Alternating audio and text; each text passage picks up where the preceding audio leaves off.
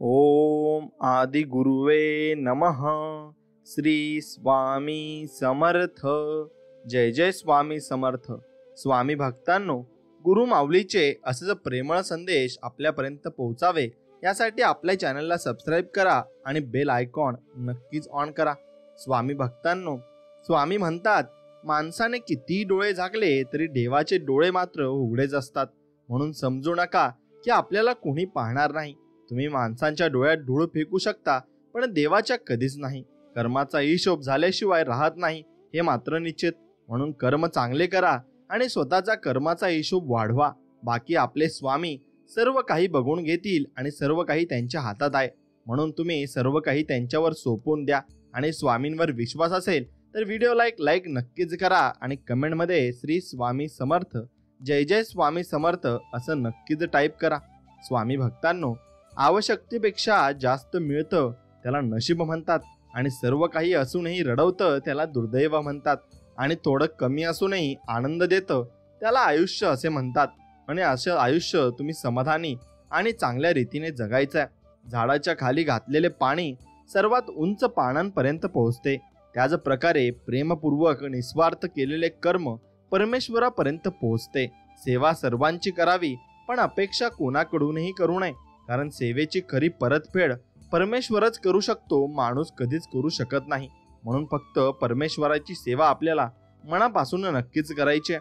माझ्यामुळे तुम्ही नाही तर तुमच्यामुळे मी आहे ही वृत्ती ठेवा, आणि मग बघा किती माणसं तुमच्याबरोबर जोडली जातात ते. आणि लक्षात ठेवा, आपलं जगणं दुसऱ्यांसाठी जेवणातल्या मिठासारखं असावं. जे पाहिलं तर दिसत नाही आणि नसलं तर जेवणच जात नाही असं आपण नक्कीच वागलं पाहिजे. आणि जेव्हा तुम्ही ईश्वराशी जोडले जाता तेव्हा ईश्वर तुमचे परीक्षा घेतो, आणि तेव्हा लोक यांना दुःख म्हणतात, तर काही लोक यालाच देवाची कृपा समजतात. दुःख हे प्रकृती संबंधाने असते आणि सुख हे ईश्वराच्या सानिध्यात असते. सुख वसे एके ठाई बहु पायी संताचिया. आणि म्हणून सुख फक्त नक्कीच देवाच्या पायाशी आपल्याला मिळू शकते. आणि चूक ही आयुष्याचं एक पान आहे, माफी ही त्या आयुष्याचं पुस्तक आहे. गरज पडली तर चुकीचं पान फाडून टाका, पण एका पानासाठी संपूर्ण पुस्तक मात्र कधी गमावू नका. आणि माणूस जन्म आहे, चुकीही होणारच, पण पहिल्या चुकीतून शिका आणि परत ती चूक करण्या वाचून स्वतःला नक्कीच तुम्ही आवरले पाहिजे. आणि स्वतःला आवरले तर तुम्ही त्यातून भरपूर मोठा बोधही घेऊ शकता आणि भरपूर मोठी शिकवणही तुम्हाला मिळू शकते. लक्षात ठेवा, जीवनात घडणाऱ्या प्रत्येक गोष्टीला असतो तो अर्थ, आणि जे जीवन घडवतात ते असतात आपले स्वामी समर्थ. आणि म्हणून त्या स्वामी समर्थांना आपण नक्कीच भरपूर काही गोष्टी या त्यांना सेवेच्या मार्फत आपल्याला द्यायच्या आहेत, आणि त्यांची सेवा आणि नामस्मरण नक्कीच करायचं आहे. माणसाचा जवळचा शत्रू राग आहे. राग आला की राग निश्चित आहे, कारण राग मनुष्याची विचार करण्याची शक्ती संपून टाकतो. आणि त्यामुळे जो रागावर नियंत्रण ठेवण्याचे शिकतो तो जीवनात यशस्वी मात्र होत असतो, आणि जीवनात तो यशस्वी होऊन भरपूर काही प्राप्तही करू शकतो. म्हणून स्वामी म्हणतात, ज्याच्या असण्याला अर्थ असतो त्याच्या नसण्याची पोकळी जाणवत असते. केलेल्या मदतीला कधी उपकार समजू नका. आपलं सत्कर्म कुणी पाहत नसेल, पण मी पाहतोय असं स्वामी म्हणतात, आणि मी त्याला त्या कामाचं फळ देईनच. वेळ दिसत नाही पण खूप काही दाखविते. आपलेपणाही खूप पण जण दाखवितात, पण आपलं कोण आहे ते वेळच दाखवते, आणि ते वेळच दाखवणार सुद्धा आहे. म्हणून आपण त्या वेळेला नक्कीच आपण त्या गोष्टी करायच्या सुद्धा आहे. आणि आपलं बाकी काही नाही तर एकच गोष्ट चुकत आहे, ती म्हणजे आपण आपल्यासाठी ज्या योग्य गोष्टी आहेत त्या गोष्टी करायच्या सोडून नको त्या गोष्टींमध्ये वेळ वाया घालवत आहोत. पण जर आपण स्वतःला घडवण्यासाठी आपला वेळ दिला तर आयुष्यात एका वेगळ्याच ठिकाणी पोहोचलो असू. फक्त आपला कम्फर्ट झोनने आपल्याला रोखून ठेवले आहे, आणि तो कम्फर्ट झोन तोडून तुम्ही नक्कीच भरपूर गोष्टी आयुष्यामध्ये करू शकता आणि घडवू शकता. म्हणून आपण एक दोनदा हारलात म्हणजे आपण हारलात असा त्याचा अर्थ होत नाही, परंतु जेव्हा आपण प्रयत्नच करण्याचे सोडून देता ना, तेव्हा मात्र आपण नक्कीच हार मानलेली असते. एक गोष्ट लक्षात ठेवा, कधी हार न मानण्याची जिद्द एक दिवस आपल्याला जिंकण्याचं कारण बनत असते, आणि तीच गोष्ट आपल्याला जिंकूनही देत असते. म्हणून छोट्या छोट्या गोष्टींमध्ये अडकून राहिलात तर आपण पाहिलेलं मोठ्या स्वप्नांमध्ये फरक पडायला वेळ लागणार नाही. आणि आपण स्वप्नांच्या दिशेने वाटचाल करताना मध्येच थांबलो तर स्वप्नच राहील, वेळ नाही लागणार. आणि त्यामुळे काही झालं ना तरी सुद्धा हार मानू नका, कारण आपण पाहिलेलं स्वप्न पूर्ण करायचं आपणच आणि ते आपल्यालाच पूर्ण करावं लागेलच. म्हणून कधीच खचून जायचं नाही, कारण दिवस काळ वेळ हे सगळं बदलतातच. फक्त असावा लागतो तो थोडा संयम. बराच वेळा आपण आयुष्याचे सोडवत असलेले कठीण प्रश्न वेळेनुसार आपोआप सुटतात. म्हणून स्वतःवर आणि ईश्वरावर विश्वास ठेवून संयम बाळगला पाहिजे. आणि तो संयम बाळगला की तुम्ही सर्व काही तुम्हाला मिळत जाते आणि हळूहळू सगळं काही नीट होणारही आहे. म्हणून नकारात्मक विचार केला ना तर प्रत्येक संधीमध्ये आपल्याला अडचणी दिसतात, आणि सकारात्मक विचार केला ना तर प्रत्येक अडचणीमध्ये आपल्याला संधी दिसत असते.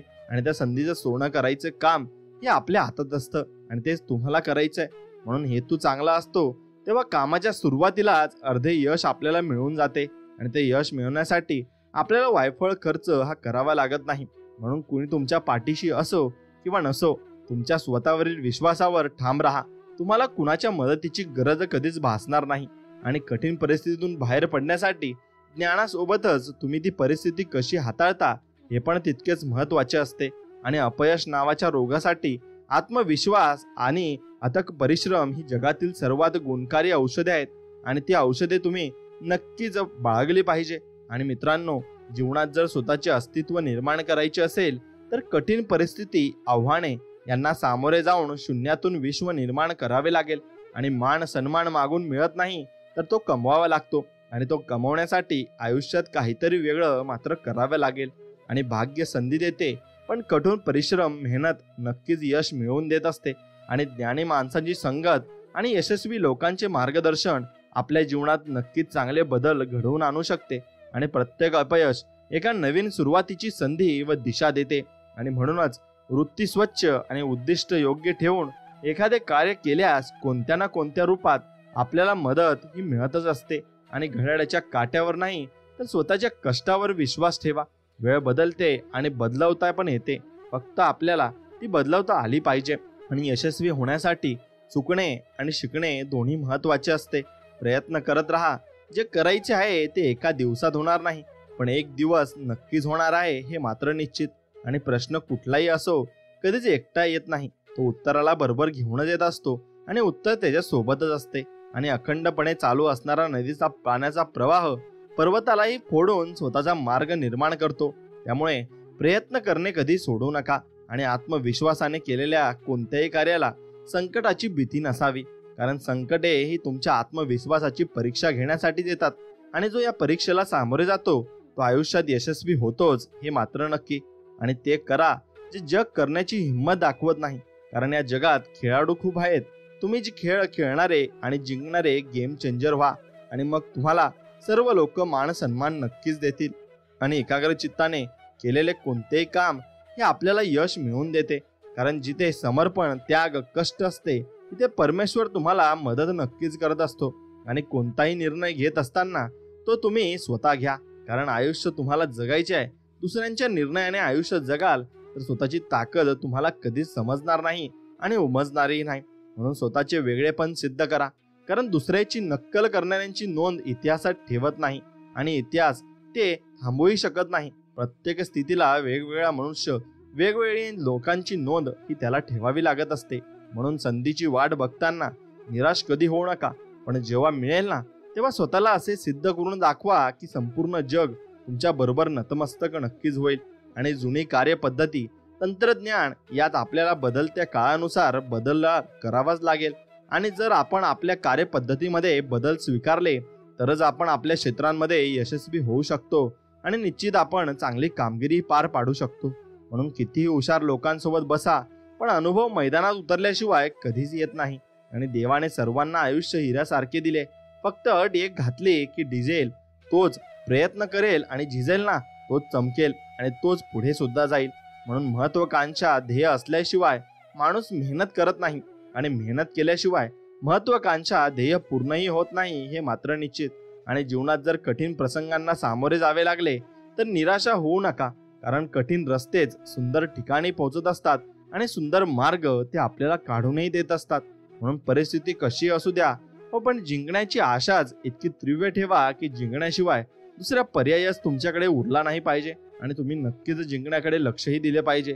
आणि एका यशस्वी दिवसामागे संघर्षाची, त्यागाची अनेक वर्षे मात्र असतात, आणि ती वर्षे तुम्ही नक्कीच नीट तुम्ही समजून घेतली पाहिजे. मनोबल व नैतिक धैर्य ही संकटातून बाहेर काढणारी दुधारी शस्त्रे आहेत. आणि कठीण परिस्थितीत जीवनात जर तुम्हाला कोणी मार्ग दाखवू शकत नसेल तर तो असतो तुमचा अनुभव. आणि तोच अनुभव तुम्हाला पुढे घेऊन जात असतो. म्हणून संघर्ष अवश्य थकवतो, पण आपल्याला आयुष्यात येणाऱ्या समस्यांना तोंड देण्यासाठी तयार मात्र करत असतो. आणि द्वेष, विरोध, टीका, चर्चा आणि बदनामी झाल्याशिवाय विजेता घडत नसतो. आणि तो कसा घडेल, मग त्याची नक्कीच बदनामी झाल्यावर तो नक्कीच चांगल्या मार्गाला असेल तर चांगल्या मार्गाने तो प्रवास आपला सुरू ठेवत असतो. म्हणून मेहनत नावाचा मित्र सोबत असला की अपयश नावाच्या शत्रूची भीती आपल्याला कधीही वाटू शकत नाही. आणि जगाने वेड्यात काढलेली माणसे पुस्तकाच्या धड्यात मात्र सापडत असतात. कारण त्या जगाने त्या लोकांना वेड्यात काढलेलं असतं, पण ती लोकच नवीन इतिहास मात्र घडवत असतात. आणि आयुष्यात खडतर काळात केलेला संघर्ष, त्यातून आलेले अनुभव आपल्याला ध्येय प्राप्त करण्यास मदत करत असतात. आणि ते आपल्याला भरपूर काही गोष्टी शिकवून जात असतात. आणि प्रत्येक वेळी चढाव म्हणजे प्रगती आणि उतार म्हणजे अधोगती असे नसते. कधीतरी उतारावरून खाली आल्यावर एक नवीन मार्ग सापडतो, जो आपल्याला योग्य दिशा दाखवत असतो. आणि काय करायचे हे ठरले की मग कसे करायचे याचा मार्ग आपल्याला सापडतोच. आणि संकटात कुठेतरी संधी दडलेली असते, त्या संधीचा फायदा आपल्याला घेता आला पाहिजे. आणि देणारा हा कायमच सर्वश्रेष्ठच असतो. मग तो आधाराचा एक शब्द असो व अडचणींच्या वेळी दिलेल्या मदतीचा हात असो. म्हणून परिस्थिती नावाची शाळा माणसाला आयुष्यात योग्य शिक्षण मात्र देत असते. आणि ताकदीसोबत जबाबदारी येते. जबाबदारीची जाणीव असेल तर ताकद सार्थकी लागते. आणि मित्रांनो, इतिहासात भविष्य शोधत बसायचे की भविष्यात इतिहास घडवायचा, हे सर्वस्वी आपल्याला हातात आहे. आणि ते आपण नक्कीच स्वतः ठरवू शकतो. म्हणून आयुष्यात चढ उतार येतात, हा आयुष्याचा एक भाग आहे. म्हणून तुम्ही प्रयत्न करणे कधीही सोडू नका. नेहमी सकारात्मक विचार करा, कारण सकारात्मक दृष्टिकोन तुम्हाला तुमचे ध्येय प्राप्त करण्यास मदत करत असतो आणि पुढे घेऊन जात असतो. आणि ज्या दिवशी आपले विचार मोठे होतील त्या दिवशी मोठे मोठे लोक आपला विचार सुरू करतील. आणि ते सुरू करणारच आहेत. म्हणून जीवन जगण्याचे दोन मार्ग बनवा. एक जे आवडते ते साध्य करा, आणि दुसरा जे साध्य केले आहे ते आवडीने मात्र जगायला शिका. आणि जीवनात वेगापेक्षा दिशा महत्वाची असते. जर दिशा योग्य नसेल तर वेगाचा काहीच उपयोग मात्र होत नाही. आणि प्रारंभ हा लहान असला तरी सातत्याने केलेले प्रयत्न आपल्याला गोड फळ हे देत असतात. आणि कार्यात यश मिळो व न मिळो, प्रयत्न करण्यात कुचराई करू नका. आणि छोट्या प्रयत्नांनी केलेली सुरुवात तुम्हाला मोठे यश मात्र मिळवून देते. आणि 1000 मैलांचा प्रवास एका पुढे टाकलेल्या पावलाने सुरूही होत असतो. म्हणून प्रेरणा ही तुम्हाला सुरुवात करून देण्यास उपयुक्त ठरते. आणि सवयी ज्या आपल्याला आपल्या ध्येयापर्यंत पोहोचण्यास मदतही करत असतात. म्हणून पुन्हा नव्याने सुरुवात हे निसर्गा इतके सुंदर दुसरे कोणीच शिकवत नाही. आणि मित्रांनो, तुम्ही पुन्हा एकदा हारल्यानंतर सुरुवातही केलीच पाहिजे. काय माहिती तेव्हा तुम्हाला यश हे मिळून जाईल. म्हणून कोणत्याही क्षेत्रात तुम्ही वाटचाल कशी होईल याची चिंता करत बसू नका.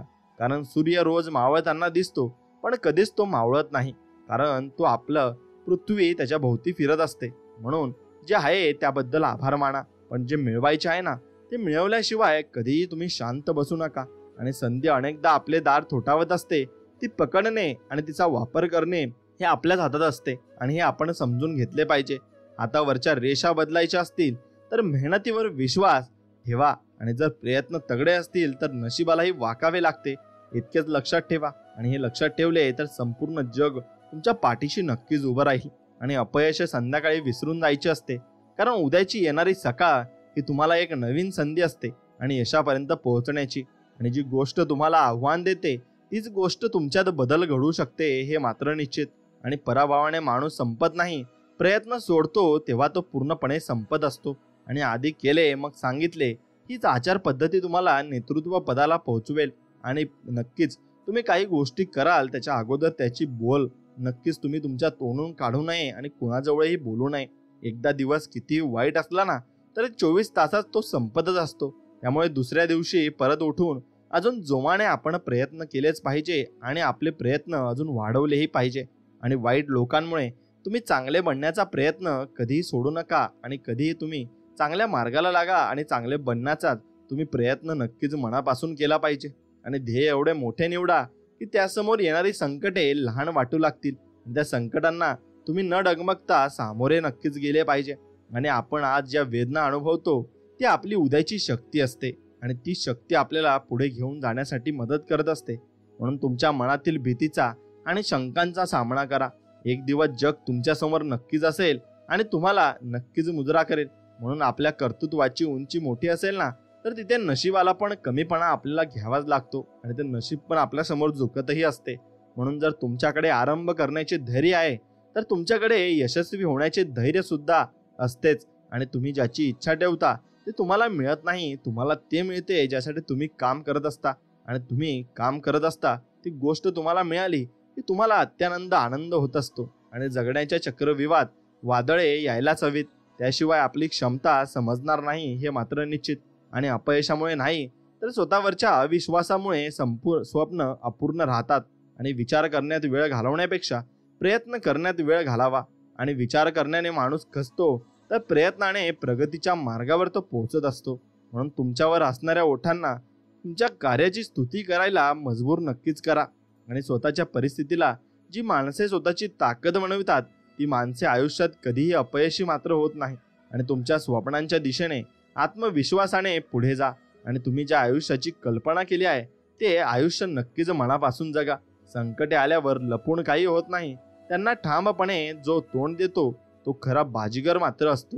आणि या जगामध्ये बोलणारे आणि विचार करणारे खूप आहेत, तुम्ही कृती करणारे नक्कीच झाले पाहिजे. आणि कोणतेही स्वप्न हे नवसाने पूर्ण होत नसतं, त्यासाठी वर्तमानात प्रचंड मेहनतीचा डोंगर उचलावा लागतही असतो. आणि उत्तम पुस्तक तुमच्या आयुष्याचे पाहण्याचा दृष्टिकोन बदलू शकते.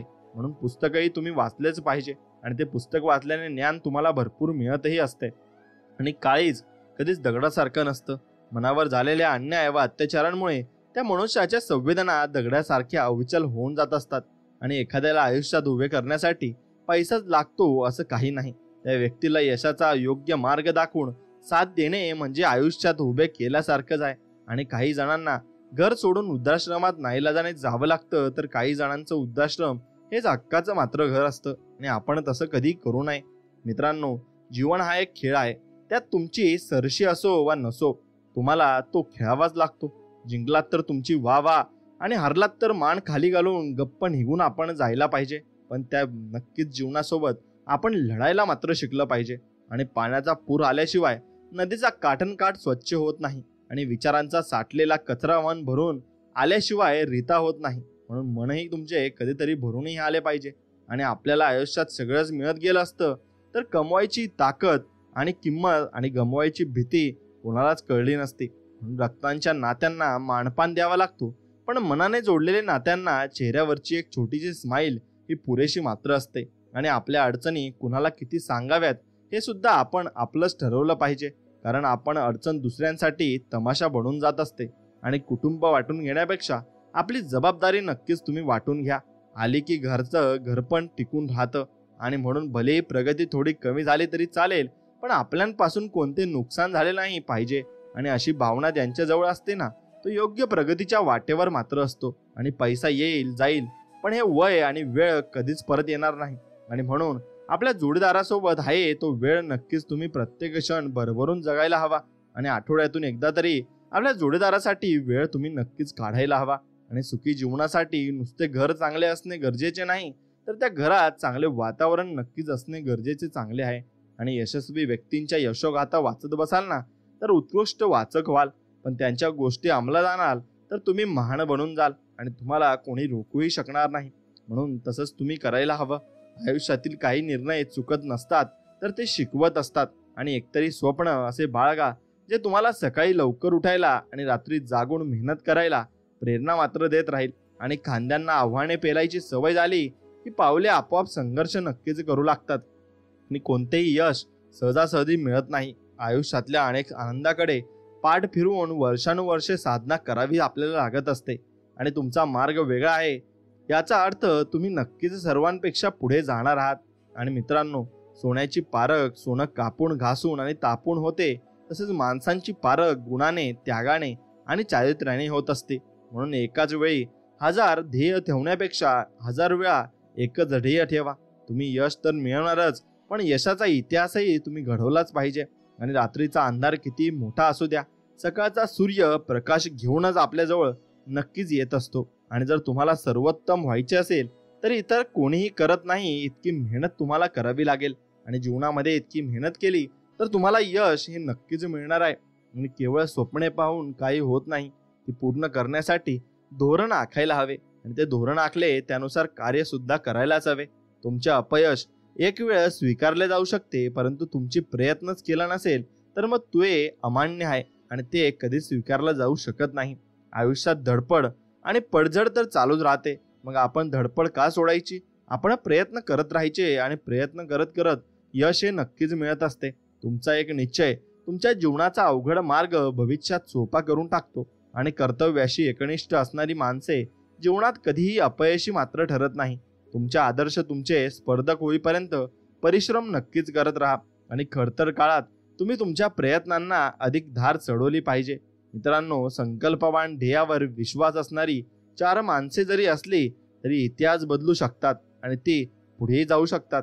म्हणून वास्तव स्वीकारणे ज्याला जमते तो आयुष्यात उशिरा का होईना यशस्वी होतो आणि तो वास्तव स्वीकारतो आणि वास्तवानुसार पुढे आपली कामगिरी पार पाडत असतो. म्हणून प्रत्यक्षात येणं किती अवघड असलं तरी तुमच्या स्वप्नांचा ध्यास कधी सोडू नका आणि स्वतःचे आयुष्य बदलण्याची संधी ही सामर्थ्य नेहमी तुमच्याकडे असते. त्याचा वापर करा आणि त्याला पुढे घेऊन जा. तुमचे ध्येय इतके मोठे ठेवा की पराभूत जरी झालात तरी तुम्ही तुमच्या इतरांपेक्षा जास्त उंची गाठलेली असते आणि तुम्ही पुढे गेलेले असतात. आणि नशीबही हारायला तयार आहे, फक्त तुमची मानसिकता ही जिंकण्याची पाहिजे. आणि लढाई जिंकल्यावर शाबासकी देणाऱ्यांपेक्षा लढण्यासाठी बळ देणारे महत्त्वाचे असतात. आणि म्हणून मनातल्या कल्पना सत्यात उतरवणं हे माणसाच्या आयुष्यातील खरं आव्हान असतं. आणि एकत्र येणे ही सुरुवात आहे. एकमेकांसोबत राहणे ही प्रगती आणि एकमेकांसोबत काम करणे म्हणजे नक्कीच यश मिळते. आणि यश हे ट्रेन सारखे आहे. त्याला आत्मविश्वासाच्या इंजिनाची तर मेहनत, एकाग्रता, नशीब यांसारख्या डब्यांची गरज मात्र असते. आणि अनेक वेळा चांगले क्षण आणि आशीर्वाद कठोर प्रसंगांच्या वेशभूषेत येत असतात. आणि आपल्या यशाची व्याख्या जर का भक्कम असेल तर आपण सदैव अपयशाच्या 2 पावले पुढे मात्र असू. आणि आपलं आयुष्य इतकं छान, सुंदर आणि आनंदी बनवा की निराश झालेल्या व्यक्तीला तुम्हाला पाहून जगण्याची नवीन उमेद मात्र मिळाली पाहिजे. आणि विझलेल्या दिव्यानेही कधीतरी प्रकाश दिलेला असतो. एका अपयशाने कधीच प्रवास संपलेला नसतो. त्याला प्रकाश हा मिळणार आहे आणि त्याला यशही मिळणारच आहे. म्हणून जगात जर यशाचा मार्ग असेल तर तो मी शोधीन आणि नसेल तर मग स्वतः निर्माण करीन, असं तुम्ही ध्येय ठरवलं पाहिजे. आणि तुम्ही स्वतःचा मार्ग स्वतः निवडला पाहिजे आणि त्यासाठी स्वतः परिश्रम घेतले पाहिजेत. आणि ज्यांची स्वप्ने ही दमदार असतात त्यांनाच यश प्राप्ती होते. निव्वळ पंख असून काही फरक पडत नाही. मित्र, जिद्दीने उड्डाण सफल होते आणि जिद्दीने तुम्ही उड्डाण करायलाही हवी. म्हणून आयुष्यातील प्रत्येक अनुभव, मग तो चांगला असो की वाईट, तुम्हाला घडवत असतो. आणि आधी स्वतःवर विजय प्राप्त करा. मग मैदानात शेकडो लढाया लढल्या तरी विजय नेहमी तुमचाच होईल. आणि दगडासारख्या कठीण परिस्थितीवर घाव घालण्याची जिद्द असली की मूर्तीसारखी सुंदरता आयुष्याला लाभत असते. आणि थेंब किती छोटा असला तरी त्याच्यात अथांग सागरात तरंग निर्माण करण्याची धमक मात्र असते. म्हणून परिस्थिती आडवी आली तरी तिला कडवी झुंज देणाऱ्यांनाच भरभरून यश मात्र मिळत असते. आणि आपली शक्ती भूतकाळाशी भांडण्यापेक्षा भविष्यकाळ निर्माण करण्यात नक्कीच वापरली पाहिजे. आणि त्याग व परिश्रम केल्याशिवाय कोणतेही कार्य यशस्वी कधीच होणार नाही. आणि पुस्तकांच्या पलटणाऱ्या पानांपेक्षा आयुष्याची पलटणारी पानं ही खूप काही शिकवून जात असतात. म्हणून येणाऱ्या संकटावर मात कशी करता येईल याचा एवढा विचार करा की संकटाला येण्यासाठी धाडस हे करावे लागेल आणि तो धाडस करेल आणि तुम्ही तुमच्या धाडसाने त्याच्याशी लढू शकाल. म्हणून यश त्यांच्याच पदरात पडते जो पराभूत झाल्यानंतरही आपली वाटचाल संयम आणि शांततेने चालू मात्र ठेवत असतो. आणि उमेद ही मनाच्या उंबरठ्यावरील अशी आशा आहे की जी नेहमी आपल्याला दिलासा देऊन हळूच सांगते सगळे चांगले होईल आणि सगळे व्यवस्थित होणार आहे. म्हणून तुमच्या मर्यादांपेक्षा ताकदीवर लक्ष केंद्रित करा तर ध्येय तुम्ही नक्कीच गाठू शकाल. आणि स्वप्न छोटं असले तरी चालेल, पण स्वप्न पाहणाऱ्यांचे मन मोठे मात्र असले पाहिजे. आणि यशस्वी व्हायचे असेल तर कुटुंब आणि मित्रांची गरज असते, पण यशाचे शिखर गाठायचे असेल तर स्पर्धकांची गरज असते. आणि ते स्पर्धक तुमच्या आयुष्यात नक्कीच असायला हवे. म्हणून नेहमी जिंकणाराच महान नसतो तर कुठे हारायचे हे समजणारा देखील महान मात्र असतो. आणि माणसाजवळ पद हवी, ऐपत हवी आणि दुनियेला ठोकरण्याची जिगर हवी. मग दुनिया तुमचे कौतुक मात्र मनापासून करत असते. आणि पिढीजात मिळालेल्या संपत्तीचा नव्हे तर स्वतः कष्टाने कमावलेल्या पैशांचा माणसाला गर्व असायला हवा. आणि माणसाने मन हे पाण्यासारखे असते, त्याला स्थिर ठेवायला शिकाल तर यश तुम्हाला नक्कीच मिळेल. आणि अडचणींच्या काळातच आपल्या तत्वांची खरी परीक्षा असते. आपण प्रामाणिक आहोत की नाही हे अडचणी आल्याशिवाय कधीही आपल्याला कळत नाही. आणि यश ही तुमची सावली आहे, तिला पकडण्याचा प्रयत्न करू नका. तुमचा मार्ग चालत राहा, ते आपोआप तुमच्या मागे येईलच आणि तुम्हाला नक्कीच ते मिळेल हे मात्र निश्चित. आणि लक्षात ठेवा, सावली तुमच्या मागे येते जेव्हा तुम्ही प्रकाशाच्या दिशेने चालत असता. आणि तुम्ही परिपूर्ण बनायच्या नादात असाल तर तुमची प्रगती होणार नाही. आणि त्यामुळे जसे आहात तिथूनच तुम्ही सुरुवात केलीच पाहिजे. आणि यशाकडे नेणारा सर्वात जवळचा मार्ग अजून तयार व्हायचा आहे आणि तो कधीही तयार होऊ शकत नाही. कारण कोणताही शॉर्टकट यशासाठी आपण आजमावू शकत नाही, कारण त्यात भरपूर धोका असतो आणि आपल्याला यश मिळस्तोवर आपण चुकीच्या मार्गाला गेलेलो असतो. म्हणून आपल्या सर्वांमध्ये एक समान प्रतिभा नसते, पण आपल्या सर्वांना प्रतिभेचा विकास करण्याची संधी समान मिळत असते. म्हणून तुम्ही तुमचे भविष्य बदलू शकत नाही, पण तुम्ही तुमच्या सवयी मात्र बदलू शकता. आणि तुमच्या सवयी नक्कीच तुमचे भविष्य बदलतील आणि तुमचे भविष्य उज्ज्वल होण्यासाठी ते मदतही करतील. आणि आयुष्यात झालेला त्रास विसरून कधी तुम्ही गेला पाहिजे, आणि पण त्यातून घेतलेला धडा कधी तुम्ही विसरू नका. आणि ओळखींमुळे मिळालेलं काम काही काळ टिकतं, तर कामामुळे मिळालेली ओळख ही आयुष्यभर टिकत असते. आणि नाही हा शब्द तुम्हाला ऐकू येत नाही तोपर्यंत सगळे काही शक्य आहे आणि सगळे काही तुम्ही करू शकता. आणि तुमच्यामध्ये तितके बल हे निर्माण झालेले असते. म्हणून जगा इतकं की आयुष्य तुम्हाला कमी पडेल आणि हसा इतके की आनंद तुम्हाला कमी पडेल. काही मिळाले तर नशिबाचाच खेळ, आणि पण प्रयत्न तुम्ही इतके करा ना की परमेश्वराला तुम्हाला देणं हे भागच पडणार आहे. आणि छत्री पावसाला थांबवू शकत नाही, पण पावसात थांबवण्याचे धाडस नक्कीच देऊ शकते. तसेच आत्मविश्वास यशस्वी होण्याची खात्री देऊ शकत नाही, पण संघर्ष करण्याची प्रेरणा नक्कीच देऊ शकतो.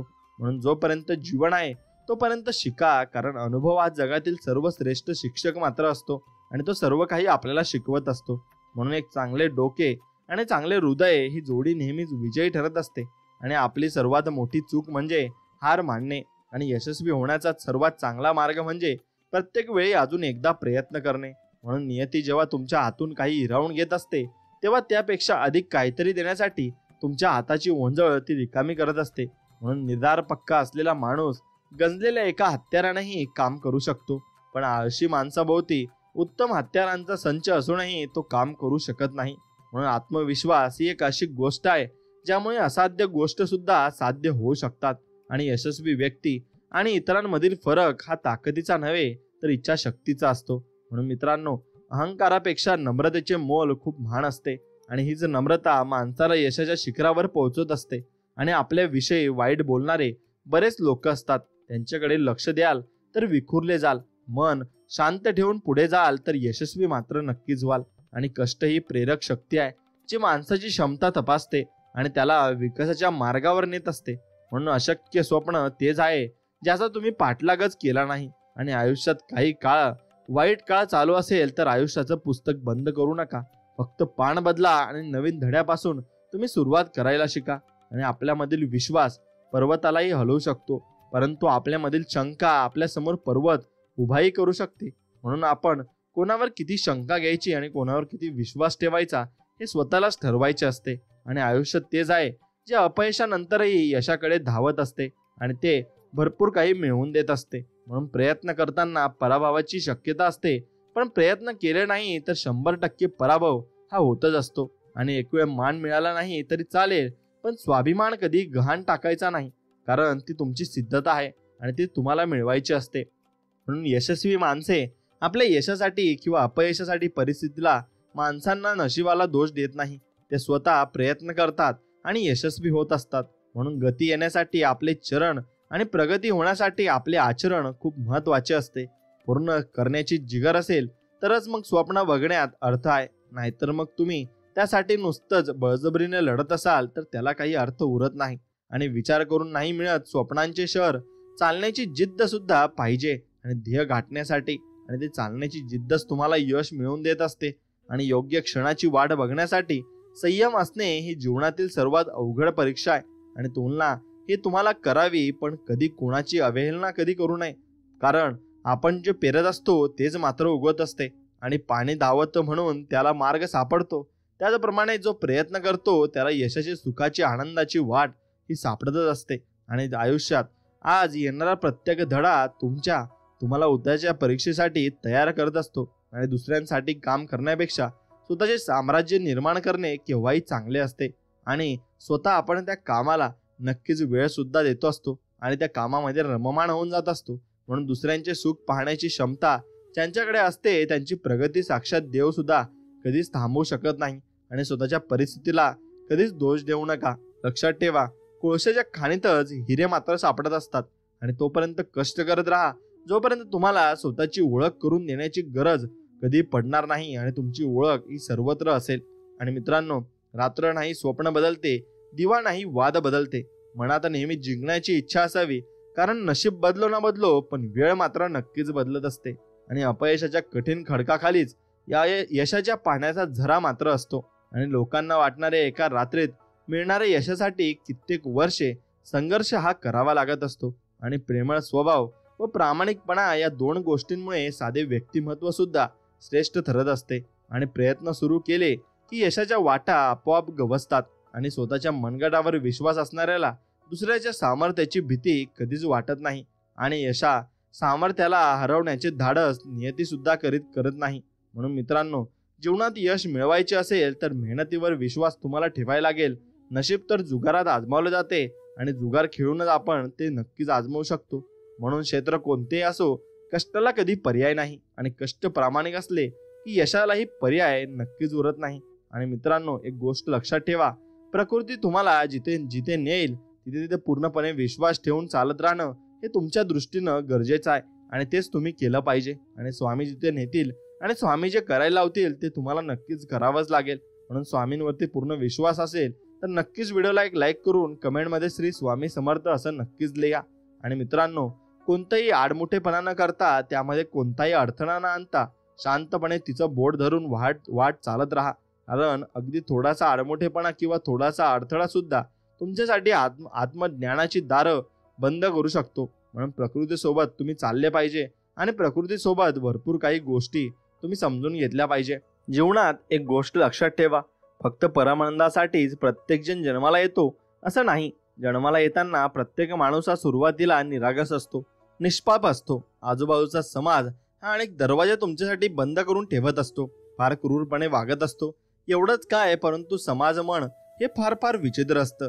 त्यामुळे काल तुला आलेला अनुभव कदाचित समाजाच्या दृष्टीनं वेडेपणाचा ठरेल. हे अनुभव समाजाच्या दृष्टीनं उपयुक्त नसतात, कारण मूलतः समाजाचं स्थैर्य हे समाजाची बांधणी ही उपयोगितेशी निगडीत असते. आणि म्हणूनच आध्यात्मिक आणि धार्मिक दृष्टीने घडणाऱ्या मानसिक घडामोडींसाठी समाजाचे दरवाजे कायम बंद असतात.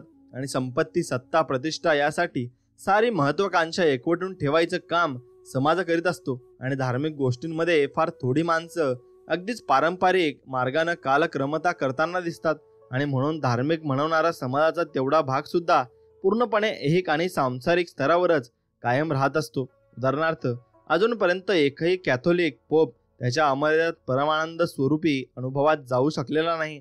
आणि दुकान मांडून बसलेली मंडळी आहेत, ईश्वराचा बाजार मांडलेला आहे. त्यांनी पूर्णपणे सांसारिक आणि उपयुक्ततावादी दृष्टिकोनातून समाज ज्याप्रमाणे कालक्रमाने करीत असतो त्याच समाजाचा एक भाग म्हणूनच हे मोठाले धर्मगुरू स्वतःचं अस्तित्व प्रकट करतात.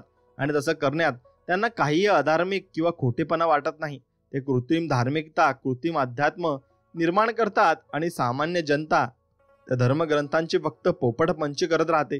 आणि त्यातल्या प्रत्यक्ष अनुभवापर्यंत जाण्याची कोणीही तसदी घेत नाही. आणि जोपर्यंत तुम्ही प्रत्यक्ष अनुभवाला जाऊन भिडत नाही तोपर्यंत नुसत्या शब्दांना काही अर्थ नाही. आतापर्यंत तुम्ही कधीतरी ऐकलंय का की एखादा धर्मगुरू तसंच चर्चेच्या सर्वोच्च पदावरचा पोप हा एखाद्या पीठांचे शंकराचार्य यांना कधी आत्मसाक्षात्कार झालाय म्हणून? कारण साक्षात्कार म्हणजे एका अवघड साधनेचं फळ आहे. आपण आपलं गृहीत धरलेलं असतं की मंडळी एखाद्या विशिष्ट धर्माचे अधिकारी आहेत म्हणून, परंतु शरीरापलीकडचा असा कोणताही अद्भुत अनुभव त्यांच्यापाशी नसतो. आणि त्यांच्या अंतरंगात कधीच आत्मसाक्षात्काराचा दिवा पेटलेला नसतो. म्हणून प्रगाढ शांतता आणि निरव शब्दता या दोन्ही गोष्टींची त्यांची कधीच ओळख नसते. ही माणसं शहाणी नसतात मुळी. आणि म्हणूनच तुला आलेल्या नवीन अनुभवामुळे तू चकित झाला आहेस. म्हणून तू म्हणतोस की हवेनं भरलेल्या फुग्यासारखं माझं शरीर मला वाटतं आणि प्रचंड असा तो अद्भुत अनुभव मला चकित करून गेला. अमर्याद अशा अनुभवात ती पूर्ण कार्य कितीही ताणलं जाणारं असं माझं शरीर एखाद्या इलॅस्टिक सारखं लवचिक वाटायला लागतं आणि त्या हवेनं माझ्या अस्तित्वातल्या सगळ्या फटी आणि घड्या सरळ करायला सुरुवात केली. मला वाहत जाण्याची जाणीव होत नव्हती. माझं शरीर अत्यंत हलकं आणि पारदर्शक झाल्याची जाणीव झालेली होती. म्हणून हा खरोखरच ऐहिक जगातला अनुभव नाहीच, सगळ्यांच्या पलीकडचा हा तुझा अनुभव आहे. कारण तूच पुढे म्हणलास की अशा तऱ्हेने अनुभव येणाऱ्या दृष्टीनं मी खरोखरच फार सामान्य माणूस आहे. तर माझ्यासारख्या सामान्य माणसाला हा अद्भुत अनुभव जर काय येत असेल तर त्या अर्थी माझ्या मनोवृत्ती बदलत आहेत का? म्हणून ध्यान सागर, सुदैवानं हे खरं आहे आणि तुझा प्रवाह बदलतोय. असे अनुभव यापुढे वारंवार तुला यायला लागतील. पण लक्षात ठेव, सामान्यतः ज्या पद्धतीनं आपलं जीवन जगण्याचा अनुभव घेतो तितकं आपलं जीवन सामान्य नसतं. आपल्या कल्पनेपलीकडे ते असतं आणि आपल्या मनातल्या स्वप्नांपलीकडे ते असतं. जीवन म्हणजे खरोखर चमत्कार आहे. वरवर पाहता ते सामान्य वाटतं, पण काहीतरी विशिष्ट वेळी मी असं म्हणेन की ते असामान्यपणे सामान्य असतं. फक्त अंधश्रद्धाळू माणसं त्याला सामान्य समजतात. अन्यथा या सामान्य वाटणाऱ्या सर्व अस्तित्वा पलीकडे या प्रकृती मागे खूप मोठी रहस्य लपलेली आहेत आणि तुम्ही गणितच करू शकणार नाही. तुम्ही फक्त दार उघडी ठेवली पाहिजेत आणि तुम्ही मोकळं व्हायला पाहिजेत. तुला कल बदलतो आहे हे खरं आहे, परंतु या बदलता समोर जायचं का त्याला पाठ फिरवायची हे सर्वस्वी तुझ्यावर अवलंबून आहे. आणि सर्वसामान्य जीवनापासून तुला काहीही फारसं मौल्यवान मिळू शकणार नाही. कारण रोजचं कंटाळवाणं आयुष्य हे एका प्रकारचं ओझं असतं आणि ते तुम्हाला जन्मापासून मृत्यूपर्यंत रखडत नेत असतं. अशा आयुष्यात हे असे काही अनुभव तुला जर येत असतील तर निश्चितच त्या कंटाळवाण्या आयुष्यात काही फरक अर्थ तुला समजणार नाही आणि असणारही नाही. म्हणून तो असायला हवा, पण आनंद असणार आहे. म्हणून महत्वपूर्ण असं काही असणार आहे. आणि या अद्भुत या अनुभवांशी तू पूर्णपणे समरस झालास तरी प्रकृती तुझ्यासाठी नवनवीन दरवाजे उघडत राहील आणि नवीन नवीन अत्युच्च अनुभव तुला देत राहील आणि त्याला मग अंत नाही. कारण ही अद्भुतता असीम आहे. तुझ्या बाजूनं तू एवढंच करायचं की सृष्टी तुला जे जे अद्भुत अनुभव देईल ते विश्वासानं आणि मोकळ्या मनानं स्वीकारायचे आणि कोणताही आडमुठेपणा न करता सृष्टीचे या देण्यात अडथळा आणू नकोस. सहजपणानं साथ दे, कारण अगदी तुझा एवढासा सुद्धा आडमुठेपणा तुझा अडथळा हे सृष्टीनं उघडलेले दरवाजे बंद करू शकेल. कारण प्रकृती ही एखाद्या सशाच्या काळजाची आहे आणि अडथळ्याची चाहूल येता क्षणी पटकन पळून जाणारी. म्हणून ती कोणाच्याही जीवनात दुडबुड करीत नाही. आणि ज्या अर्थी काल तुला हा अनुभव आलाय त्या अर्थी कालचं तुझं प्रवचन ऐकण्यात तू इतका तल्लीन झाला असणार की तुझ्या अंतर्मनाचे दरवाजे बंद करायला तू विसरलास आणि तुझी नित्याची सर्वसामान्य मानसिक अवस्था विसरलास आणि तू माझ्याशीच पूर्ण तादात्म्य पावलास आणि माझ्या बोलण्याच्या सुरांशी तू इतका सुरेल समरस झालास की जे आतापर्यंत शक्य नव्हतं ते शक्य झालं आणि क्षणार्धात एकाएकी तो अद्भुत अनुभवात जायला लागलास. म्हणून अनुभव ध्यान धारणा करणाऱ्या अनेकांना येतो आणि जाणीवांचा विचार आणि विस्तार ही काही फक्त कल्पना नव्हे तर हा खरोखरच तुमच्यातल्या जाणीवांचा विस्तार आहे. आणि तुमच्यातली जागरूकता आणि जाणीव या फक्त शरीरापुरत्या कधीच मर्यादित नसतात. कितीही मर्यादेपर्यंत विस्तार होण्याची त्याची कुवत असते आणि फक्त तुमची साथ गरजेची असते.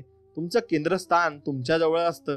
फक्त जाणीवा पसरत असतात आणि फक्त परीघ वाढत असतो. सुरुवातीला हा अनुभव भीतीदायक वाटतो आणि आपल्याला पूर्णपणे भीती वाटू लागते की आपल्यासोबत काय होईल आणि कशा गोष्टी घडतील.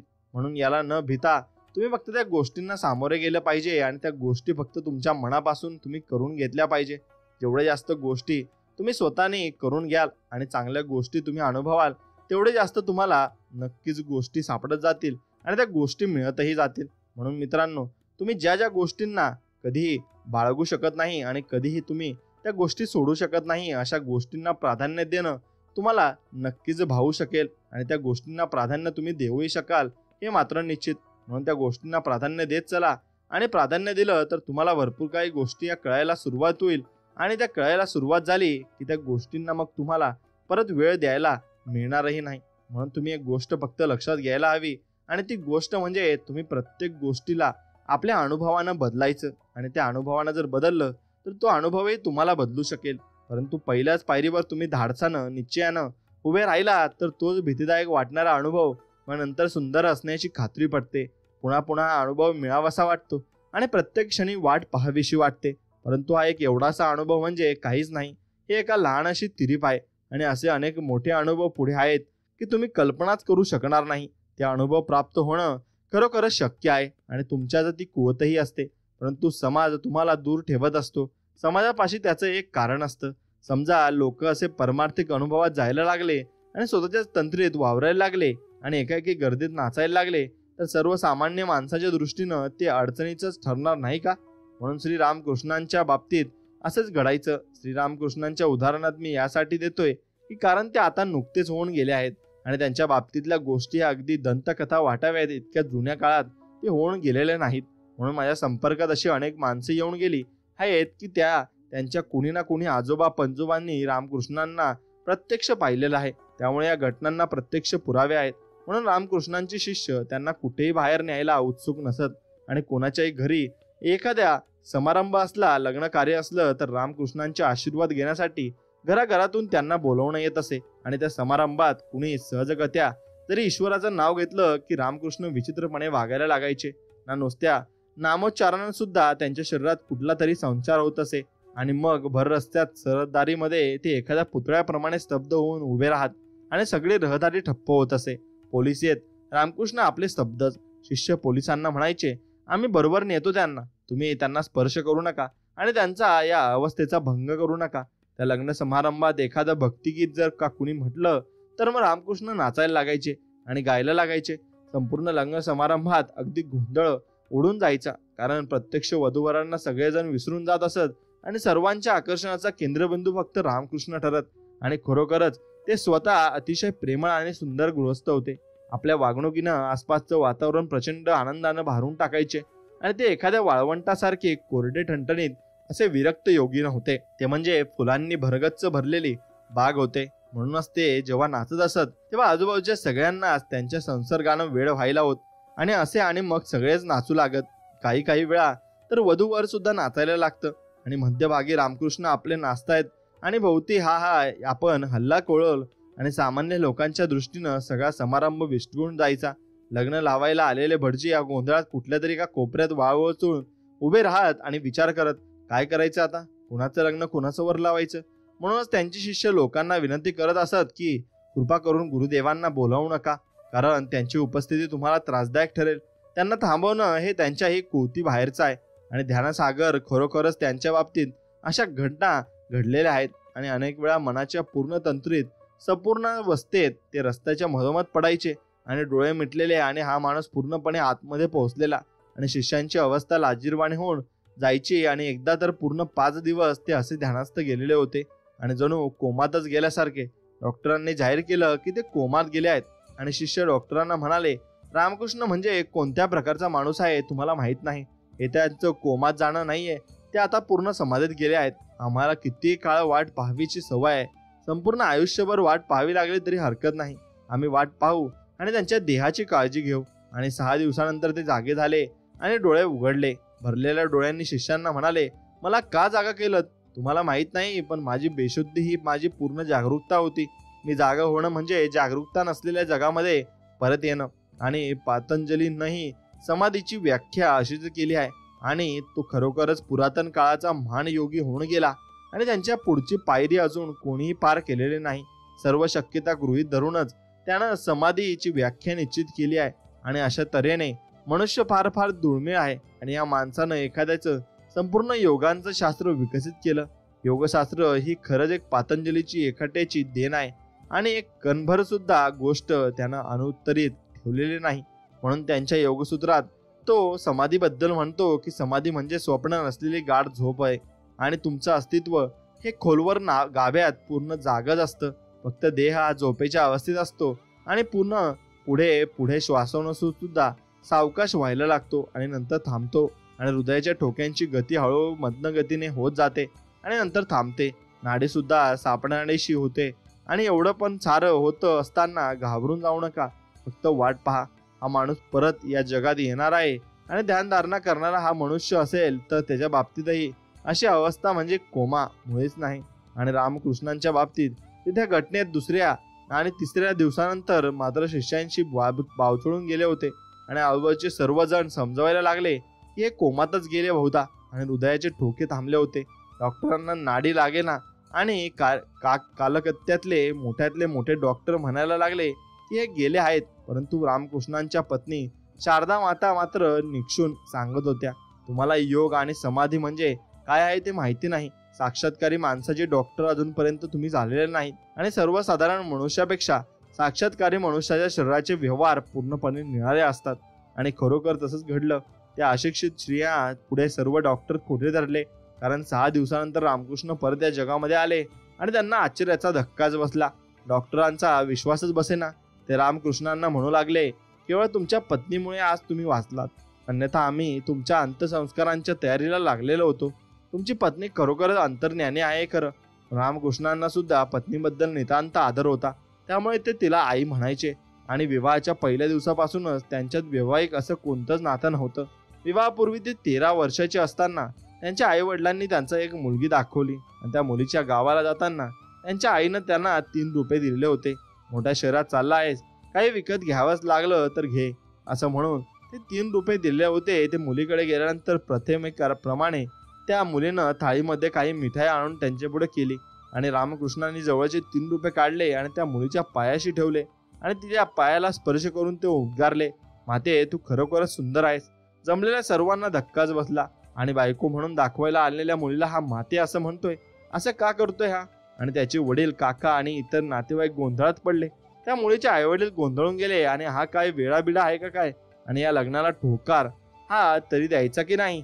आणि हा मुलगा दिसतोय तर खूप शांत आणि सुसंस्कृत, परंतु तरीही थोडासा विचित्र वाटतोय. असा विचार सगळेजण करतात न करतात. तो आणखीन एक विचित्र घटना तिथे घडली. शारदा, ती दाखवायला आलेली मुलगी, वय वर्ष 10, एकदम म्हणाली, मी लग्न करीन ते फक्त याच मुलाशी, नाहीतर कोणाशीच नाही. जो मुलगा बायकोला माते इतकाच मान देतो त्याला नकार देणं शक्यच नाही. आणि जरा नाखुशीनच नातेवाईक लग्नाला तयार झाले. विवाह झाल्यानंतर अगदी पहिल्या दिवसापासून देवळातल्या काली मातेची पूजा करण्याऐवजी पहिल्यांदा ते शारदा मातांची पूजा करू लागले. ते म्हणायचे, तू प्रत्यक्ष इथे समोर असताना देवळातल्या त्या दगडी मूर्तीची पूजा कशाला करू? आणि अत्यंत सुंदर, विलक्षण, पवित्र आणि जिवंत अशी तू समोर असताना मी दुसरीकडे कशाला जाऊ? तू फक्त इथं माझ्यासमोर बस, मी तुझी पूजा करतो. आणि त्या खेडेगावातली सगळेच मंडळी या मुलांच्या अशा वागणुकीनं नाराज झाली. आणि हा काय मूर्खपणा, स्वतःच्या बायकोची हा पूजा कसली करतो? तिला माता कसं काय म्हणतो? देवळात जाणं यानं बंद केलं, काय चाललंय यायचं? आणि इतका पुजाऱ्याला हा मुलगा आणि त्यानं असं करावं? परंतु रामकृष्ण आणि शारदा माता यांच्यातले नक्कीच ते नातेसंबंध हे अखेरपर्यंत याच प्रकारचे राहिले. म्हणूनच डॉक्टरांना त्यांनी सांगितलं की ती माझी बायकोच नाही तर ती माझी आई आहे, आणि तीच जर मला समजू शकणार नाही तर दुसरं कोणी समजू शकेल. आणि त्यामुळे यापुढे असं कधी घडलं तर फक्त तिचा सल्ला घ्या, कारण मी सुद्धा तुमचं ऐकणार नाही, तिचंच ऐकणार. आणि त्यानंतर अनेक वेळा रामकृष्ण असे ध्यानात हरवले गेले, तेव्हा शारदा मातांनीच काय तो निर्णय घेतला. अखेरीला रामकृष्ण जेव्हा निधन पावले तेव्हा डॉक्टरांना कळेना काय करावं ते, आणि त्यांच्या ज्ञानाप्रमाणे मृत्यूची सर्व लक्षणे दिसत होती. परंतु शिष्यांनी सांगितलं की माताजी गंगेवर स्नानाला गेल्या आहेत, त्या आल्याशिवाय काही निर्णय घेता येणार नाही. शारदा माता जेव्हा स्नानाहून आल्या आणि रामकृष्णांच्या खोलीत गेल्या तेव्हा रामकृष्णांच्या पादर्शनी त्यांचे टाहो फोडला आणि त्या डॉक्टरांना म्हणाल्या की ध्यानावस्था नाही, आता ते खरंच मृत्यू पावले आहेत. आणि सर्व लोकांनी, डॉक्टरांनी शारदा मातांना विचारलं, तुम्ही अगदी खात्रीपूर्वक कसं काय सांगू शकता? कारण यापूर्वी एकदा पूर्ण 6 दिवस ते असे बेहोशीत राहिलेले होते आणि आता तर फक्त 20-25 मिनिटच उलटून गेले आहेत. मग तुम्ही कसं काय त्यांना ओळखलं? शारदा माता उद्गारल्या, त्यांच्या सभोवती असलेल्या नेहमीची सुगंधित हवा आता नाहीये, त्यांच्या भोवतीचं तेजोलय आता नाही. कारण आतापर्यंत नेहमीच मी जे तेजोलय पाहत आले त्यांना स्पर्श सुद्धा न करता शारदा मातांनी ठामपणे सांगितलं की रामकृष्ण गेलेले आहेत आणि अंत्यसंस्काराची तयारी करा. खरोखरच आयुष्य हे चमत्काराने भरलेलं असतं. मनुष्य जसजसा वस्तुनिष्ठ दृष्टिकोनातून जास्त प्रगत होत जातो तसतसा तो अंतरंगात जग विसरायला लागतो, आणि ते जग फार फार मोठं आहे आणि मौल्यवान आहे. म्हणून ध्यानसागर ते म्हणतात की तुझा कल हा खरंच बदलत आहे आणि त्याला थांबवू नकोस. नाचून गाऊन आनंदाने त्या बदला समोर जा. आणि तू स्वतः सुद्धा सामान्य माणूस होतास हा भूतकाळ एक क्षणभरासाठी सुद्धा लक्षात ठेवू नकोस. प्रत्येक जण हा अगदी सामान्य असतो, परंतु त्या सामान्यत्यात तू कुठेतरी एखादा दैवी धागा बरोबर वागवत असतो आणि फक्त त्याचा शोध घेणं महत्वाचं असतं. आणि ते शोध प्रत्येकाला घेता येतो असं नाही. कधी कधी कुठलाही शोध न घेता सुद्धा तो धागा सापडला जातो. आणि त्याचप्रमाणे तुझ्या बाबतीतही सुद्धा असंच घडलेलं आहे. आणि तू ईश्वराची वाट पाहत नव्हतास तरी त्यानं तुझे दरवाजे ठोठावले आहेत. आणि भारतामध्ये दारावर येणाऱ्या अतिथीला आपण देव मानतो. आणि भारतामध्ये अतिथी याचा अर्थ काही सूचना न देता अचानक येणं आणि कोणताही विशिष्ट दिवस विशिष्ट वेळ न सांगता एवढंच काय, परंतु आपण येणार आहोत याबद्दलही कोणतीही आगाऊ सूचना न देता येतो तो अतिथी तिथे, म्हणजे दिवस आणि वेळ. आणि अतिथी म्हणजे अचानक येणारा. ईश्वर हा अतिथी आहे आणि पुराणामध्ये असंच विधान केलेलं आहे. दुसरं विधान सुद्धा तितकंच महत्वपूर्ण आहे आणि ते म्हणजे कोणताही अचानक येणारा पाहुणा हा देवासारखा असतो आणि तुम्ही त्याचं त्याप्रमाणे आतिथ्य केलं पाहिजे. असं म्हणतात, कुणी सांगावं देव कोणत्या रूपाने येईल आणि ते सांगता येत नाही. तिथून जवळ साधारणतः 100-150 मैलावर एक खराखुरा संत माणूस होऊन गेला आणि तो म्हणजे साईबाबा. सत्य साईबाबांशी त्यांचा काही संबंध नाही, कारण सत्य साईबाबा हा पूर्णपणे खोटा माणूस आहे आणि ते स्वतःला साईबाबाचा अवतार समजतात. परंतु साईबाबा हे खरोखर बुद्धांच्या पंक्तीतले संत म्हणावे लागतील आणि ते हिंदू होते का मुसलमान होते याचा पत्ता नाही. एक दिवस अचानक ते त्यांच्या खेडेगावात प्रकट झाले आणि त्याचं नावही कुणाला माहीत नाही. साईबाबा हे त्यांचं खरं नाव नाही. साई म्हणजे संत आणि बाबा म्हणजे आजोबा आणि किंवा आजोबांसारखा वृद्ध माणूस. लोक त्यांना त्यांचं नाव विचारायचे, त्यावर ते हसत आणि उत्तर देत, आतापर्यंत कोणीही जन्माला येताना नाव घेऊन आला नाही, तसंच मी पण नाव घेऊन आलो नाही. लोक विचारायचे, तुम्ही कुठून आलात, कोणत्या गावातून आलात, त्यावर पुन्हा ते हसायचे आणि म्हणायचे, तो कुठून येतो माहीत नसतं, मग विनाकारण तुम्ही मला काय विचारता. या प्रश्नांचं उत्तर तसं पाहता कुणालाच माहीत नसतं. सत्य इतकंच आहे की माणूस कुठून येतो हे कुणालाच माहीत नसतं. जवळजवळ 60 वर्षे ते त्या खेडेगावात राहिले आणि अतिथी शब्दावरून मला त्यांची आठवण झाली. त्यांची एक फार छान कथा आहे आणि त्यांचा एक भक्त त्यांच्या घरापासून 3 मैल दूर राहत होता. आणि मित्रांनो, तो राहत असताना काही वेळा संपूर्ण दिवसभर मंडळी भेटायला येत, त्यामुळे साईबाबा दिवसभर जेवायला वेळ होत असे. म्हणून त्यांना नक्कीच तोपर्यंत भक्त सुद्धा उपाशी राहायचा. अनेक वर्ष असं चाललेलं होतं. पाहता पाहता तो म्हातारा झाला आणि साईबाबा त्याला म्हणाले, इतक्या म्हातारपणे आता इकडे येण्याचा हट्ट सोडून दे, मी कसंही करून तुझ्याकडे येऊन जेवण करेन. तो म्हणाला, तुम्ही तर कुठेही जात नाही, मग कसं काय. त्यावर ते म्हणाले, अर्थातच मी कुठेही जात नाही, पण तरी कसंही करून मी येईन. विश्वास ठेव, मी कोणतंही रूप घेऊन येईन. तू मला ओळखू शकलास तर ठीक. दुसऱ्या दिवशी स्नान करून त्या म्हाताऱ्याचं सुंदर असं जेवण बनवलं, अगदी साईबाबांच्या आवडीचं. तेवढ्यात एक भिकारी आला. तो म्हणाला, म्हातारा त्याला म्हणाला, साईबाबांनी खाल्ल्याशिवाय यातलं काही मी दुसऱ्याला देऊ शकत नाही. साईबाबा येऊन गेल्यानंतर तू वाटल्यास ये. आणि भिकारी निघून गेला. नंतर एक कुत्रा आला. त्यानं त्या कुत्र्याच्या हाकलून लावलं आणि होता खूपच वेळ गेला. त्यानं विचार केला, साईबाबांनी माझी गंमत केली बहुधा, म्हणूनच तो संध्याकाळी अन्न घेऊन त्यांच्याकडे गेला. साईबाबांना रागवून तो म्हणाला, तुम्ही मला दगा दिलात. साईबाबा उत्तरले, हे पहा, मी 2 वेळा येऊन गेलो, एकदा भिकारी म्हणून आणि एकदा दुसऱ्या वेळी कुत्र्याचं रूप घेऊन. तू मला ओळखलं नाहीस आणि उलट मीच तुला दगा दिला असं का म्हणतोस. आपल्या पुरातन ग्रंथांमध्ये म्हटलेले आहे की अतिथी हा देवच असतो आणि म्हणून प्रत्येक अतिथीला देव समान वागणूक द्यायला हवी. एवढंच काय, परंतु प्रत्येक प्राणी मात्राला तशीच वागणूक द्यायला हवी, कारण प्रत्येकात एक दैवी अंश असतोच. तुम्ही सर्वसामान्य नसतात आणि तुमच्यातच कुठेतरी ईश्वरी धागा असतोच. एकदा का तुमची मानसिक तयारी त्या ईश्वरी अंशाला जागा करण्यासाठी झाली की मग नंतर असे अनुभव वारंवार येऊ शकतात. आणि त्यामुळे फक्त सांसारिक गोष्टीची स्वतःला जखडून देऊन नका. पैसा, सत्ता, स्पर्धा इत्यादी गोष्टी या चिरकाल टिकणाऱ्या नाहीत. जास्तीत जास्त जागरूक मनुष्य बनायचा प्रयत्न करा आणि सावधानता, प्रामाणिकपणा आणि सत्य या गोष्टींमुळे तुम्ही सर्वार्थानं समृद्ध होत असता. आणि कोरा करकरीत मिंक कोट घेऊन कॅथी घरी आली आणि तेव्हा नवऱ्याने विचारलं, कुठून आणलास. तिने सांगितलं, मला लॉटरीमध्ये मिळाला. पुढे ती नवऱ्याला म्हणाली की डिअर, मला पुन्हा एकदा लॉटरीमध्ये जायचं आहे आणि तेव्हा प्लीज माझ्याकडे बाटतं भरून ठेवतोस, मी फार घाईत आहे. आणि नवऱ्यानं तिच्यासाठी तो भरला आणि जेव्हा ती आंघोळीला गेली तेव्हा तिला दिसलं की जेमतेम अर्धा इंचपर्यंत टब भरलेला आहे. तिने त्याला विचारलं, हे काय, टब पूर्ण का भरला नाहीस. नवरा प्रेमाने म्हणाला, नक्कीच तुझं लॉटरी तिकीट भिजून जाऊ नये म्हणून मी तसं केलं. आणि असं तुझं सामान्य जग तिथे प्रत्येक रोज लोक लॉटरी जिंकतात आणि तुझं हे जग तू म्हणतोस तसं फक्त सामान्य पण नाही, तर ते अतिसामान्य आहे, विचित्र आहे, वेड्यांनी भरलेलं आहे. अर्थात सगळीच मंडळी अशी असल्याने, लॉटरी तिकिटामागे धावणारी असल्याने त्यांचा बेअक्कलीपणा सुद्धा सर्वसाधारण म्हटला पाहिजे, हे मात्र निश्चित. आणि ते तसं होतं सुद्धा. म्हणून मित्रांनो, परंतु खरा विचार करायचा म्हटला तर जेव्हा प्रत्येकाला काही ईश्वरी अनुभव येतील, तसं तेजोलय प्राप्त होईल, प्रत्येकाचं अस्तित्व ईश्वरी सुगंधानं भरून जाईल, तेव्हा प्रत्येक स्वतंत्र अस्तित्वाला अलौकिक असं भर येईल. आणि तेव्हा जे जग अर्थपूर्ण बनेल आणि खऱ्या अर्थानं ते असामान्य बनेल. आणि जेव्हा तुम्हाला रस्ती गौतम बुद्ध भेटतील, घरोघरी जिज्ञासू भेटतील, जेव्हा तुम्हाला या मार्गात यायला उशीर झालाय हे सांगणारं कोणीतरी भेटेल, तेव्हा तुम्हाला काहीतरी महत्त्वपूर्ण पाऊल उचलावं लागेल.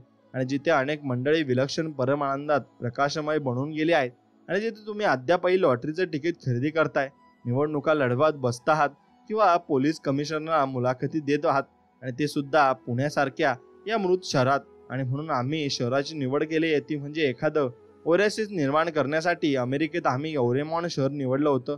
तिथे ओएसिस निर्माण करण्यासाठी आम्ही वाळवंटाची निवड करतो, स्मशानाची निवड करतो. जिथे माणूस मृत झालेले आहेत त्यांना पुन्हा जीवन देण्यासाठी तिथं आम्ही ओएसिस निर्माण करतो असं ते म्हणतात. आणि तू स्वतःला कधी सर्वसामान्य समजू नकोस, कारण एकदा का तुझ्या मनामध्ये ती समजूत पक्की बसली तर ते फार धोकादायक आहे. आणि तो एक प्रकारचा आत्म्याचा कॅन्सर आहे हे मात्र निश्चित. म्हणून आपल्यामध्ये तशी कधी तुम्ही संधी बसू देऊ नका आणि तसा कधी विचार करू नका. तसा विचार कराल तर शेवटी तुमच्यासोबत तसंच घडणार आहे. आणि तसं जर घडलं तर ते तुमच्यासाठी नक्कीच घातक ठरणार आहे. म्हणून चुकीचा विचार करण्यापेक्षा कधी चांगला विचार आणि अनमोल विचार तुम्ही केलाच पाहिजे. आयुष्य म्हणजे पत्त्यांचा खेळ आहे. चांगली पाने मिळणे आपल्या हातात नसते, पण मिळालेल्या पानांवर चांगला डाव खेळणे यावर आपले यश हे पूर्णपणे अवलंबून मात्र असते.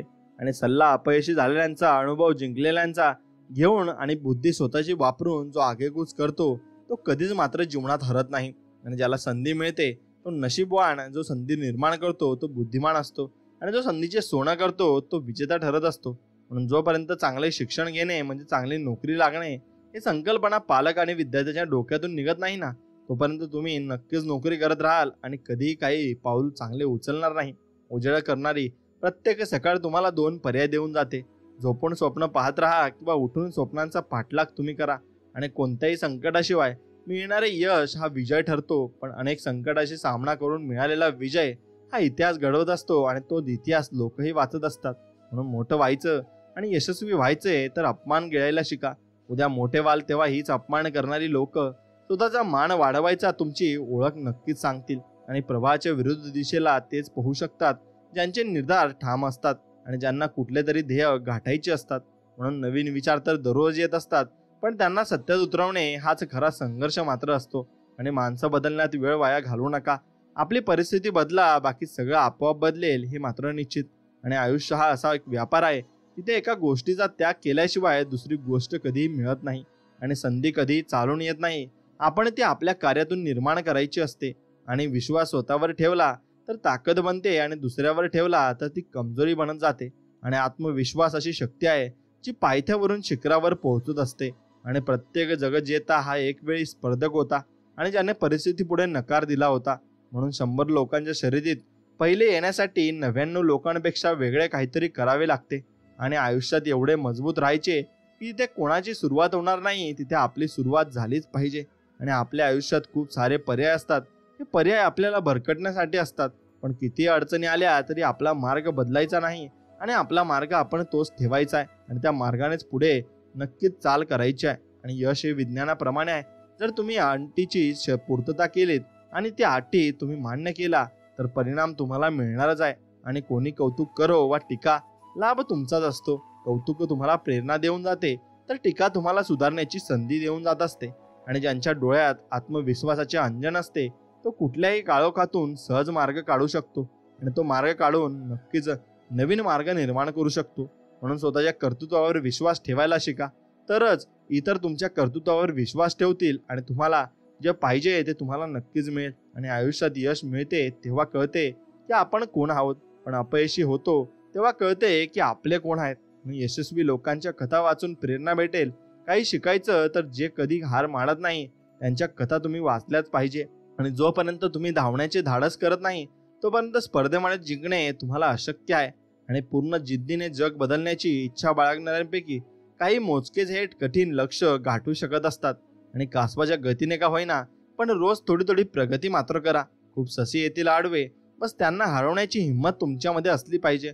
आणि पतंग आणि आयुष्यात एकच समानता असते. उंचीवर असेपर्यंतच कौतुक आणि किंमत मात्र असते. आणि कोणती गोष्ट शाश्वत नसते, ती कालांतराने बदलत असते. आणि तो बदल जी व्यक्ती जाणते ती निश्चित यशस्वी होऊ शकते आणि जीवनामध्ये पुढेही जाऊ शकते. म्हणून जर तुम्ही नेहमी सर्वसाधारण जीवन जगण्याचा प्रयत्न करत असाल तर तुम्हाला कधीच ते उमजणार नाही की तुम्ही किती असामान्य आहात. म्हणून प्रगती करायची असेल तर जुने वाद सोडून देत चला. जुन्या विषयांचे ओझे डोक्यात ठेवलं तर प्रगतीचा वेग हा मंदावत असतो. आणि अंदाज चुकीचा असू शकतो पण अनुभव कधीच चुकीचा असू शकत नाही. कारण अंदाज आपल्या मनाची कल्पना आहे तर अनुभव आपल्या जीवनातील सत्य मात्र आहे. आणि जीवनात आज आलेल्या परिस्थितीशी जो संघर्ष करेल त्याला उद्याचं सुख अनुभवायला मात्र मिळेल. आणि मित्रांनो, एक गोष्ट लक्षात ठेवा, यशस्वी लोक आपल्या निर्णयाने जग बदलतात आणि अपयशी लोक जगाच्या भीतीने आपले निर्णय बदलत असतात. म्हणून श्रेष्ठता जन्माने मिळत नाही तर ती आपल्यामध्ये असलेल्या गुणांमुळे मिळते किंवा मिळवावी लागत असते. म्हणून तुमचा संघर्षच तुम्हाला तुमच्या शक्तीची जाणीव नक्कीच करून देईल.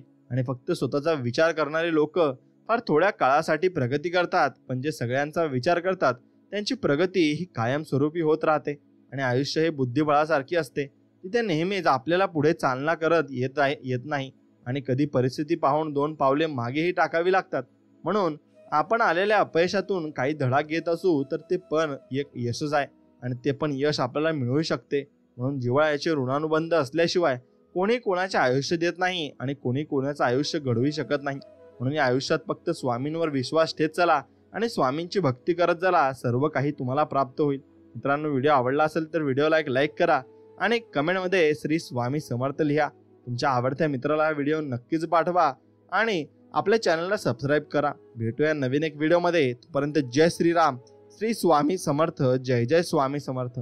धन्यवाद.